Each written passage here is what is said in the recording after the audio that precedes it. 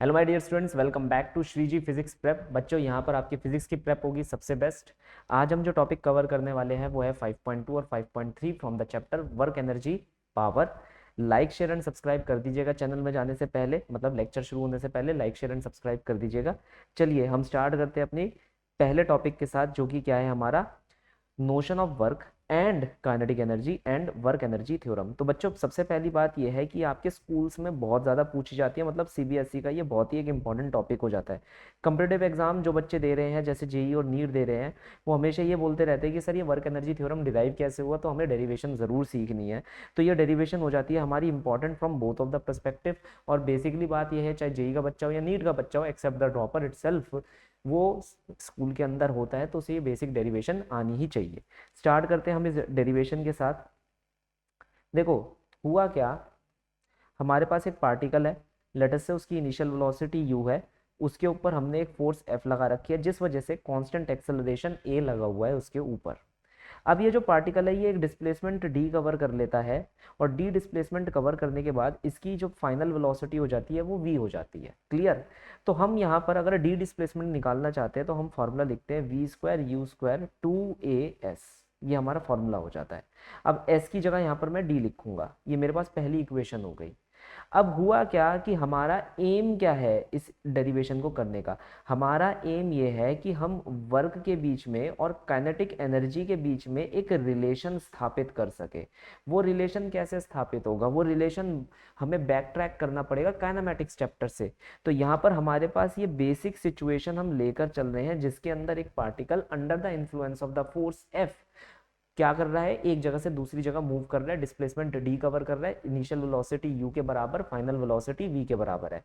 For obvious reason, क्योंकि ये external force है, तो यही फोर्स हमारी क्या कर रही है, वर्क कर रही है। अगर ये फोर्स हमारे पार्टिकल पर वर्क कर रही है, तो पार्टिकल जो भी काइनेटिक एनर्जी यहाँ पर गेन कर रहा है, वो किसकी वजह से गेन कर रहा है, इसी फोर्स की वजह से गेन कर रहा है। तो मतलब इस फोर्स के द्वारा करा गया पूरा का पूरा work gain in kinetic energy के अंदर क्या हो जाता है, कन्वर्ट हो जाता है। तो हम ये बोल सकते हैं the work done due to the force, the work done the work done due to this force leads to gain in kinetic energy।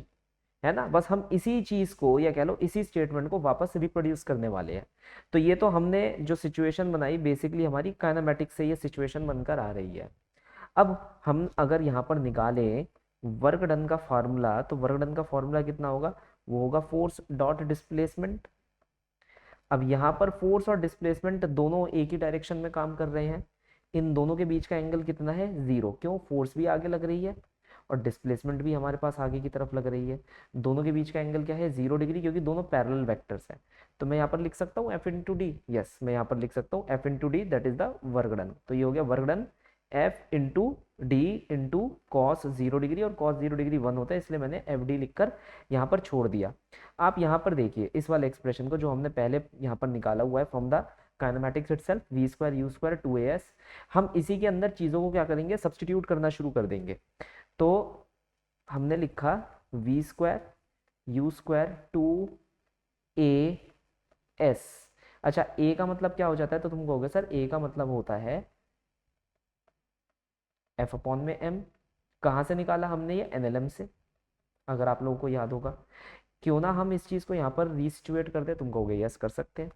तो ये एक्सप्रेशन कुछ ऐसा देखने को मिलेगा। अब मैंने क्या करा, आप देख पा रहे हैं यहाँ पर m है, यहाँ पर 2 है, इन दोनों को इस तरफ ले जाता हूँ।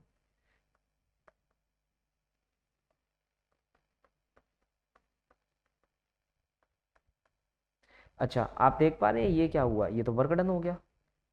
जो फोर्स है हमारी वो कुछ वर्क डन कर रही है, नेट वर्क डन कर रही है, तो ये नेट वर्क डन हो गया। और अगर मैं m/2 को अंदर की तरफ मल्टीप्लाई कर दूंगा, तो मेरे पास क्या आएगा, m/2 v square m/2 u square equal to net work done. अब यहाँ पर मैंने ये सम क्यों लगाया, ये नेट सम है, मतलब कितनी सारी फोर्सेस काम कर सकती है, जरूरी थोड़ी ना एक ही फोर्स काम कर रही होगी, बहुत सारी फोर्सेस है। तो उन सब फोर्सेस के द्वारा करा गया नेट वर्क डन। है ना। फोर्सेस कितनी भी टाइप की फोर्सेस हो सकती है, वो हम बाद में पढ़ेंगे, कंजर्वेटिव, नॉन कंजर्वेटिव, ये सब चीजें बाद में पढ़ेंगे। लेकिन अभी के लिए हम ये मानकर चल देते हैं वर्क डन तो हम नेट ही लेकर चलेंगे कि कितनी भी फोर्सेज है सबके द्वारा निकाला गया जो भी वर्क डन हम निकालेंगे उसे हम यहाँ पर रखेंगे। अब आप जैसा कि यहाँ पर देख पा रहे हैं, 9th क्लास में हम लोगों ने सबने पढ़ा था mv²/2 क्या होती है, काइनेटिक एनर्जी। तो अब ये तो फाइनल है और ये हमारे पास क्या हो गई, इनिशियल काइनेटिक एनर्जी। तो change in kinetic energy is equal to net work done. यही था हमारे पास वर्क एनर्जी थ्योरम और उसकी बेसिक डेरिवेशन। चलिए अब हम स्टार्ट करते हैं हमारे टॉपिक वर्क से। वर्क का मतलब क्या होता है, अगर एनसीईआरटी के हिसाब से देखें, वर्क का मतलब हो जाता है product of force that is creating the displacement. और वह जो फोर्स होगी हमारी वो उसी डायरेक्शन में होनी चाहिए जिस डायरेक्शन में डिस्प्लेसमेंट है। तो अगर हम यहाँ पर देखें, product of the force in direction, या कह लो product of the force which is causing displacement in the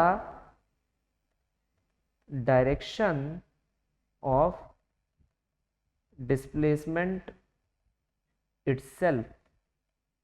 अब तुम कहोगे सर इसका क्या मतलब है, अभी बता देते हैं। देखो मेरी इंग्लिश थोड़ी सी एवं ही हो सकती है, लेकिन बात जो तुम समझोगे बहुत ही प्यारी समझ आएगी। मान लो ये मेरे पास सतह है, मतलब ग्राउंड है, इसके ऊपर मैंने एक बॉक्स रख दिया, है ना। अब बिल्कुल छोटा सा एग्जांपल लूंगा, जैसे तुम और तुम्हारा भाई है, मम्मी ने कहा जा सामान लेकर आ जा, नीचे से ऊपर सामान लेकर आ, तो छोटा भाई तुम्हारे साथ जाता है नहीं जाता, तुम कहोगे हाँ जाता है। कौन सामान को उठाकर नीचे से ऊपर लेकर आ रहा है, तुम कहोगे सर मैं लेकर आ रहा हूँ। तुम्हारे छोटे भाई ने उसके ऊपर कोई फोर्स लगाई, अगर वो बेचारा लगाएगा भी तो उसकी कोई फोर्स काम की होगी। हमें पता है ना छोटे भाई कैसे काम करते हैं, ज्यादा मदद नहीं करते लेकिन काम उल्टा और बढ़ा देते हैं। तो उनका करा गया काम हमारी किसी काम का नहीं होता, उनकी करी गई मदद हमारी किसी काम की नहीं होती, क्योंकि वो कुछ नहीं कर सकते हैं, है ना।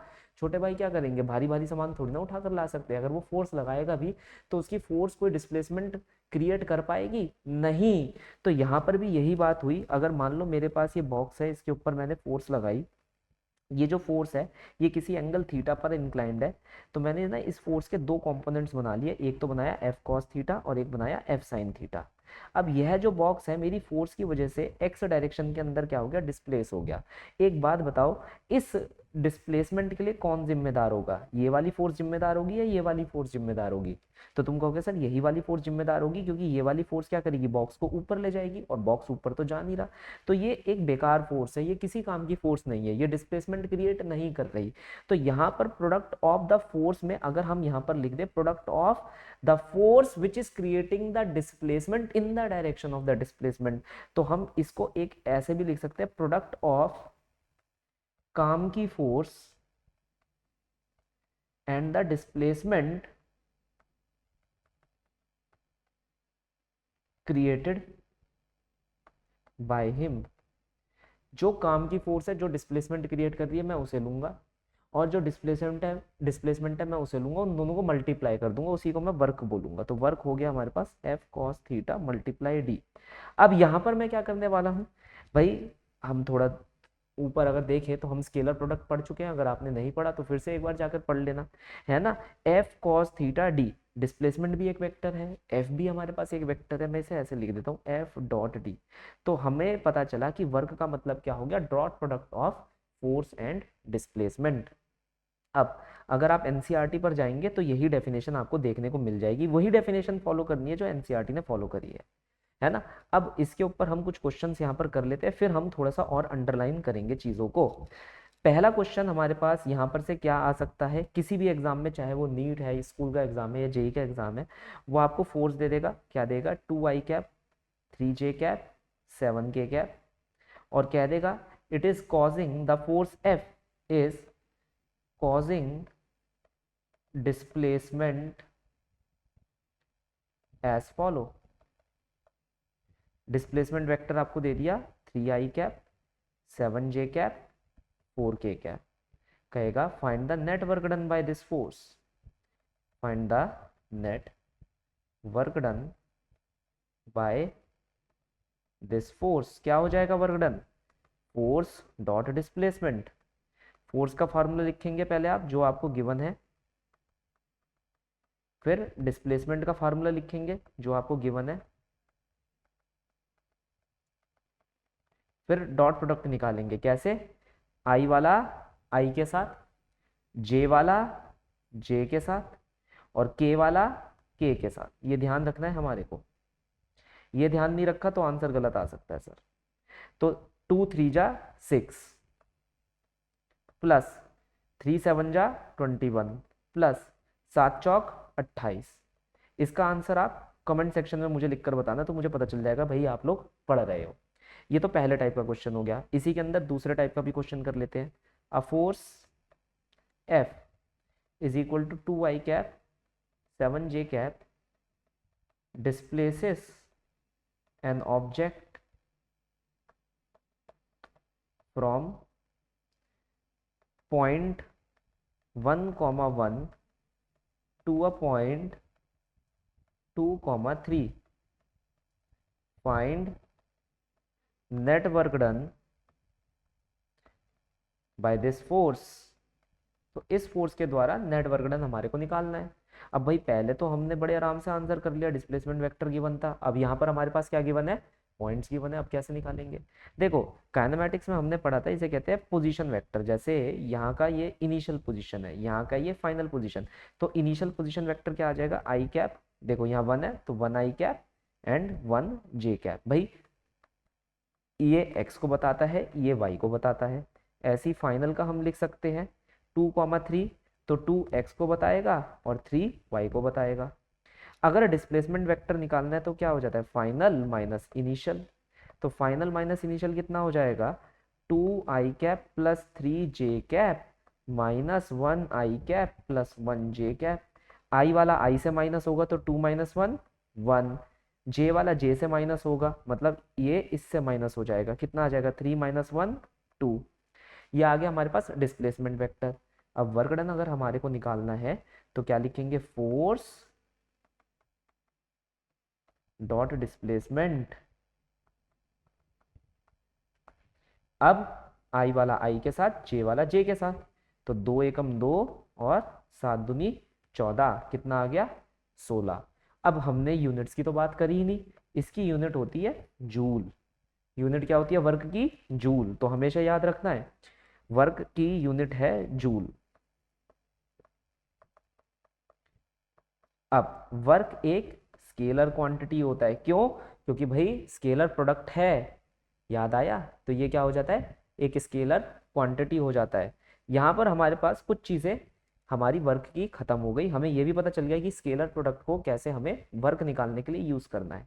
अब अगर हम यहाँ पर बात करते हैं नेचर ऑफ वर्क की, नेचर ऑफ वर्क क्या होता है, नेचर ऑफ वर्क, वर्क कैसा भी हो सकता है, पॉजिटिव भी हो सकता है, नेगेटिव भी हो सकता है और जीरो भी हो सकता है। तुम कहोगे सर ऐसा कैसे, आप तो कह रहे थे ये स्केलर है ना, ये पॉजिटिव नेगेटिव जीरो ये कैसे हो सकता है, भाई ये तो वैल्यूज है।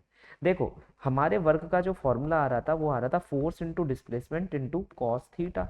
अब यहाँ सारी बातें थीटा के ऊपर आ जाती है।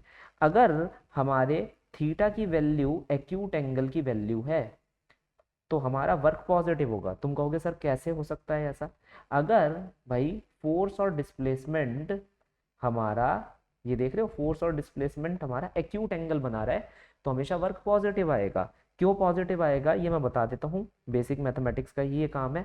अगर मैं कोसाइन का कर्व बनाऊं यहाँ पर या कोसाइन की वैल्यूज लिखता हूँ तो ये कोसाइन का कर्व हो जाता है कॉस थीटा का, जिसमें से ये 90 डिग्री होता है और ये हमारे पास कितना हो जाता है 180 डिग्री हो जाता है, और ये हमारे पास कितना हो जाता है 0 डिग्री।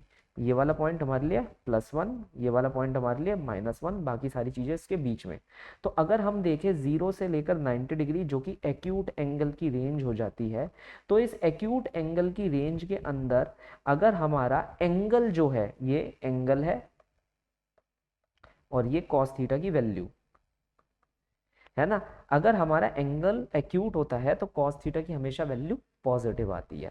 तो इसलिए हम कह सकते हैं कि भाई एक्यूट एंगल के केस में हमारा जो वर्क होगा वो कैसा देखने को मिलेगा, पॉजिटिव देखने को मिलेगा। वहीं पर अगर हम नेगेटिव वर्क की बात कर रहे हैं तो ये सिर्फ और सिर्फ एक ही केस में पॉसिबल है, किस केस में, अगर हमारा एंगल ऑब्ट्यूज हो जाता है, मतलब 90 से बड़ा। देखिए 90 से बड़ी कोई भी वैल्यू कहाँ से कहाँ लाई कर दी है, नेगेटिव रिजीम में लाई कर दी है, नेगेटिव रीजन के अंदर लाई कर दी है। इसलिए अगर एंगल हमारा ऑब्ट्यूज हो जाता है तो हमारा वर्क डन अपने आप में क्या हो जाएगा, नेगेटिव हो जाएगा, क्योंकि कॉस थीटा की वैल्यू तब कैसी हो जाती है, नेगेटिव हो जाती है। ये डायग्राम आपको कुछ ऐसा देखने को मिल सकता है, जैसे ये फोर्स हो गया और ये आपकी डिस्प्लेसमेंट और ये ऑब्ट्यूज एंगल हो गया जो कि 90 से थोड़ा सा बड़ा है। अब जीरो वर्क डन हमें कब देखने को मिलता है सर, अगर हम जीरो वर्क डन की बात कर रहे हैं तो जब हमारे पास एंगल की वैल्यू एग्जैक्टली 90 डिग्री होती है, तब हमारे cos थीटा की वैल्यू कितनी हो जाती है, जीरो हो जाती है। उस समय जो हमें वर्क देखने को मिलता है वो जीरो वर्क देखने को मिलता है। बहुत ही इंपॉर्टेंट बात है ये, क्योंकि यही चीज एक ऐसी चीज है जो ये बता सकती है कि अगर फोर्स और डिस्प्लेसमेंट आपस में परपेंडिकुलर है तो वो फोर्स कोई डिस्प्लेसमेंट क्रिएट नहीं कर रही होगी। तभी यहाँ पर अगर तुम ध्यान से देखोगे, ये जो एफ साइन थीटा की फोर्स है ये कोई नेसेसरी डिस्प्लेसमेंट क्रिएट नहीं कर रही थी। इसका एंगल डिस्प्लेसमेंट के साथ 90 डिग्री का है, इसलिए इसका जो वर्क डन होता है, इसके द्वारा करा गया जो वर्क डन होता है वो हमेशा जीरो होने वाला है। ये बात क्लियर है? ये बहुत ही इंपॉर्टेंट बात है, ये एनसीईआरटी में लिखी हुई है। मैं आपको दिखा देता हूँ, यहाँ पर लिखी गई है आपकी ये बात, इस पैराग्राफ के अंदर लिखा हुआ है। अब इंपॉर्टेंट एंगल्स की हम बात कर लेते हैं। हमारे पास तीन बहुत ही इंपॉर्टेंट एंगल हो जाते हैं। हमारा पहला एंगल जो कि एक्यूट एंगल होता है। एक्यूट एंगल का मतलब है जो कि 0 डिग्री से लेकर 90 डिग्री तक की वैल्यू लेता है। वो सारे के सारे उस चीज के अंदर कॉस थीटा की वैल्यू हमारे पास क्या रहती है, पॉजिटिव रहती है। इस केस के अंदर कॉस 0 डिग्री हमारे पास बहुत ही इंपॉर्टेंट रहता है जिसकी वैल्यू +1 रहती है, और कॉस 90 डिग्री बहुत इंपॉर्टेंट रहता है जिसकी वैल्यू 0 रहती है। और अगर हम ऑब्ट्यूज एंगल की बात कर रहे हैं तो ऑब्ट्यूज में एंगल की वैल्यू 90 डिग्री होती है, वो सॉरी 90 डिग्री से शुरू होती है और क्या है, 90 डिग्री से बड़ी होती है। शुरू भी क्या कह लूँ, बड़ी ही होती है 90 डिग्री से। अच्छा, इसके लिए हमारे लिए सबसे इंपॉर्टेंट एंगल कौन सा है, इसके लिए हमारा सबसे इंपॉर्टेंट एंगल है 180 डिग्री। और कॉस ऑफ 180 डिग्री मेंशन कर देता हूं मैं, कितनी हो जाती है, -1। भाई देखो, तुम लोग कितने भी तुर्रम खा हो मुझे पता नहीं उसका, लेकिन ये दो चीजें तुम नोट करके रखोगे। तुम लोग इसी में गलती करते हो और मैं नहीं चाहता कि इसमें आंसर तुम्हारा कभी भी गलत आए। एडवांस कोर्स के लिए तुम वन शॉट देख सकते हो जो मेरा नीचे ही लगा होगा, वर्क पावर एनर्जी का, मैं डिस्क्रिप्शन बॉक्स के अंदर रख दूंगा। तो ये कुछ चीज़ें हो जाती है जो हमारे लिए बहुत ही ज़्यादा इंपॉर्टेंट है, एनसीईआरटी में मेंशन्ड है। अब एनसीईआरटी के वो 3 पॉइंट्स के बारे में हम डिस्कस कर लेते हैं जहां पर से अभी के लिए नीट के अंदर सर्वाधिक क्वेश्चन आ चुके हैं, यहीं पर से वर्क से। देखो, पहली बात क्या कह रहा है, अगर डिस्प्लेसमेंट आपकी 0 है तो जो वेट लिफ्टर है वो कोई वर्क नहीं करेगा। याद करो, ये वेट लिफ्टर वाला क्वेश्चन तुम्हारे भी सबके मॉक टेस्ट में कहीं ना कहीं आता रहा है, अगर तुम कहीं ना कहीं पढ़ रहे हो, है ना। तो भाई क्या है, अगर कोई फोर्स कोई डिस्प्लेसमेंट क्रिएट नहीं करेगी तो उसका वर्क डन कितना हो जाएगा, 0 हो जाएगा ऑब्वियसली, क्योंकि वर्क डन का मतलब होता है force displacement cosine of angle theta. Displacement 0 तो हमारे पास वर्क डन भी कितना आएगा, 0 आएगा। भाई मैं इस फोन को ऐसे पकड़ कर बैठ जाऊं, है ना, बैठ गया, बस नहीं हो रही कोई डिस्प्लेसमेंट क्रिएट, खत्म। आंसर कितना है, वर्क डन कितना है, 0। वेट लिफ्टर 150 किलो को उठाकर बैठ गया, है ना, वर्क डन कितना हुआ, 0, क्योंकि कोई डिस्प्लेसमेंट वो क्रिएट नहीं कर रहा है एक्स डायरेक्शन के अंदर, अगर हम एक्स की बात कर रहे हैं। ठीक है, हाँ, अगर वो वाई डायरेक्शन के अंदर उसे पूरा ऊपर तक उठा रहा है तो फॉर ऑब्वियस रीजन वो वाई डायरेक्शन के अंदर वर्क कर रहा है। लेकिन अभी के लिए हम ये मानकर चल रहे हैं वो बस होल्ड करे बैठा है अपने पूरे के पूरे वजन को, तो वहीं से हमारी प्रॉब्लम स्टार्ट हो रही है। तो मतलब वो डिस्प्लेस नहीं हुआ है, ना ही एक्स में ना ही वाई में, इसलिए उसके द्वारा करा गया वर्क कितना होगा, 0 होगा। दूसरी बात, अगर खुद फोर्स 0 हो जाती है ना, तो भी कोई वर्क क्रिएट नहीं हो रहा। जैसे फॉर एग्जाम्पल अगर आप देखें यहाँ पर, मान लो कि भाई जैसे तुम एक ऐसे फ्रेम ऑफ रेफरेंस में हो जो कि चल ही नहीं रहा या चल रहा है ना, लेकिन तुम्हारे ऊपर तो कोई फोर्स नहीं लग रही, तो वर्क डन उस फोर्स की वजह से जो तुम्हारे ऊपर लगी नहीं रही कितना हो जाएगा, 0 हो जाएगा। कोई एक ब्लॉक है, यहाँ लिखा है ना ब्लॉक का, ब्लॉक एक कांस्टेंट वेलोसिटी से मूव कर रहा है, ठीक है, कांस्टेंट वेलोसिटी से मूव कर रहा है, तो मतलब एक्सेलरेशन कितना हो गया उसका, 0 हो गया। मतलब उसके ऊपर कोई नेट एक्सटर्नल फोर्स नहीं लग रही according to the Newton formula. तो उसका मतलब क्या है, उसके ऊपर work done due to the force कितनी हो जाएगी, 0, क्योंकि कोई फोर्स एक्चुअली वहां पर लगी नहीं रही है। तीसरा हमारे लिए बहुत ही इंपॉर्टेंट हो जाता है, इसके केसेस के बारे में हम डिस्कस कर लेते हैं। इसके दो केसेस हैं, एक जो आपके इंस्टीट्यूट में सर्वाधिक पूछा जाता है और दूसरा जो कि सीबीएसई के अंदर पूछा जाता है। तो पहला केस हमारे पास यहाँ पर है पेंडुलम और बॉब का। तो ये बॉब है जिसका मास m है, लेंथ l है। अब यहाँ पर हमसे पूछा जाता है find the work done by tension. Tension के द्वारा कितना वर्क करा गया on the pendulum itself, on the Bob itself. तो यहाँ पर हमारे को अगर मैं इसे थोड़ा सा डिस्प्लेस कर दूं अपनी जगह से, बहुत थोड़ा सा मैंने डिस्प्लेस करा है, ज़्यादा डिस्प्लेस नहीं करा, तो ये मेरी टेंशन लगी और ये मेरी डिस्प्लेसमेंट हुई। अब यहाँ पर टेंशन और डिस्प्लेसमेंट के बीच का एंगल कितना है, तो तुम कहोगे सर 90 डिग्री है। 90 डिग्री के केस में वर्क डन की वैल्यू कितनी हो जाती है, 0 हो जाती है, as simple as that. Similarly अगर मैं बात करूँ हमारी धरती और चांद की, तो ये एक हाइपोथेटिकल केस है कि लेट अस से अगर हमारा जो चांद है, मून है, ठीक है, ये हमारे पास क्या है, मून, और ये हमारे पास क्या हो जाएगी, सेंटर में हमारी धरती माँ, ठीक है, तो ये अर्थ हो गई। अब मेन चीज क्या है, अगर हम ये मानकर चल रहे हैं कि चांद एक फुल्ली सर्कुलर ऑर्बिट के अंदर घूम रहा है अराउंड द धरती इटसेल्फ, तो जो धरती के द्वारा लग रही ग्रेविटेशनल फोर्स है, ग्रेविटी की जो ये फोर्स है, वो कितना काम कर रही है चांद के ऊपर, तो आंसर आएगा 0। तो work done by gravity on moon कितना होगा, 0, क्योंकि फोर्स नीचे है, डिस्प्लेसमेंट आगे की साइड है, दोनों के बीच का एंगल कितना है सर, 90 डिग्री। यही दो केसेस हैं जो आपसे हमेशा पूछे जाएंगे, जिसका आपको क्या करना है, ख्याल रखना है। Is that clear. अब हम आ जाते हैं उन एग्जाम्पल्स पर, जो एग्जाम्पल्स हमारे को करने हैं, बाकी सारी चीज़ें यहाँ पर हमारी खत्म हो चुकी है। मैं शुरुआत करूँगा इस वाले एग्जाम्पल से, है ना, ये वाला एग्जाम्पल हमारा थोड़ा सा रह गया था, एग्जाम्पल नंबर 5.2। पहले हम एग्जाम्पल को बहुत अच्छे से पढ़ लेते हैं, फिर ही हम इस एग्जाम्पल को टैकल आउट करेंगे। It is well known that a rain drop fall under the influence of the downward gravitational force and the opposing resistive force. The latter is known to be proportional to the speed of the drop but is otherwise undetermined. Consider a drop of mass 1 gram falling from the height 1 kilometer. It hits the ground with the speed of 50 meter per second. What is the work done by the gravitational force and what is the work done by the unknown resistive force? बस इतना सही question है, यहीं पर solve कर दूं क्या, ठीक है, वरना मुझे बैक एंड फोर्थ मूव करना पड़ेगा। क्या दे रखा है, मैंने क्यों एक एक लाइन का क्वेश्चन पढ़वाया है, क्योंकि सबसे पहली चीज मैंने यही देखी है किसी भी स्टूडेंट में, चाहे वो जेई का हो, नीट का हो, सीबीएसई का हो, तुम लोग क्वेश्चन सही नहीं पढ़ते हो भाई, है ना। यहाँ स्लाइडों में क्वेश्चन मिल जाते हैं तो ठीक है, तुमने देखा अरे यार ये तो मूवी की तरह सॉल्व खुद कर ही रहा है, यही करता रहेगा, तुम कभी पढ़ने की जहमत नहीं उठाते कि भैया मैंने पॉज कर लिया और पढ़ लिया। पहला काम ये करना है, एनसीईआरटी है, ठीक है, नहीं है डाउनलोड करो और इस क्वेश्चन को पढ़ो। ये क्वेश्चन मैंने पढ़ा है, आपने नहीं पढ़ा, तो पहला काम तुम्हारे यही है, क्वेश्चन निकालो और खुद पढ़ो, समझने की कोशिश करो, अनपॉज करना वीडियो और फिर मेरे जो एक्सप्लेनेशन है उसको देखना। पहली बात है, यहाँ पर से ही मैं अपना क्वेश्चन शुरू कर रहा हूँ कि उसने ये बोला कि जो रेन ड्रॉप है वो फॉल करती है under the influence of the gravity. अब वो फॉल कर रही है, तुम अगर इस वर्ड को नहीं पकड़े, काइनेमेटिक्स से ये वर्ड आया है fall, free fall. Free fall का मतलब क्या है, उसकी इनिशियल वेलोसिटी 0 होगी। क्यों वो फॉल कर रही है, ऑब्वियसली क्योंकि उसके ऊपर ग्रेविटी फोर्स लग रही है। लेटस से इस ड्रॉप का मास m है, तो इसकी ग्रेविटी की फोर्स कहाँ लगेगी, नीचे की साइड mg फोर्स लगेगी। अब उसने बोला जमीन पर जस्ट टकराने से पहले, जस्ट टकराने से पहले इसकी जो वेलोसिटी है वो कितनी हो जाएगी, 50 मीटर पर सेकंड हो जाएगी। लेकिन एक बात ध्यान में रखने वाली है कि भाई ये हवा के अंडर गिर रही है, हवा है, हवा का घर्षण होगा, एयर रेजिस्टेंस होगा। अब यह जो एयर रेजिस्टेंस है ये कहीं ना कहीं वेलोसिटी पे डिपेंड करता है।